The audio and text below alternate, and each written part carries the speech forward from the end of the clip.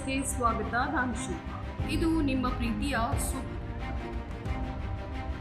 Major surgery team ಇಂಡಿಯಾದಿಂದ coach ಒಬ್ಬರಿಗೆ gate pass. ಇದು ಇವತ್ತಿನ ಕ್ರೀಡಾ ವಿಶೇಷತೆ.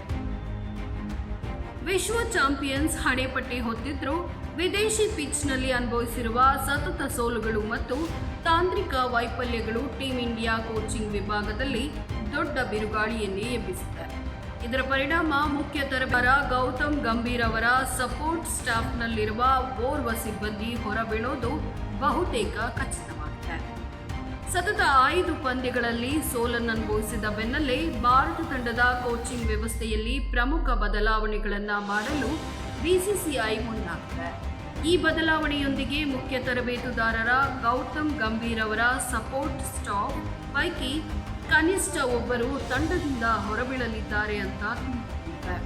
ಇತ್ತೀಚೆಗೆ ಐರ್ಲೆಂಡ್ ವಿರುದ್ಧದ T20 ಸರಣಿಯಲ್ಲಿ ಎದುರಾದ ಐತಿಹಾಸಿಕ ಸೋಲು ಮತ್ತು ಇಂಗ್ಲೆಂಡ್ ಪ್ರವಾಸದಲ್ಲಿನ ಕಳಪೆ ಪ್ರದರ್ಶನಗಳ ಬೆನ್ನಲ್ಲೇ ಈ ನಿರ್ಧಾರ ಹೊರಬಿದ್ದಿದೆ.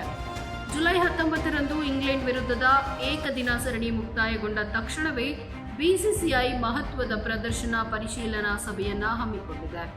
ಈ ಸಭೆಯ ಬಳಿಕ ಕೋಚಿಂಗ್ ಸಿಬ್ಬಂದಿಯನ್ನ ಕೈಬಿಡುವ ಬಗ್ಗೆ ಪ್ರಕಟಣೆ ಹೊರಬೀಳುವ ಸಾಧ್ಯತೆ ಹೆಚ್ಚಿದೆ.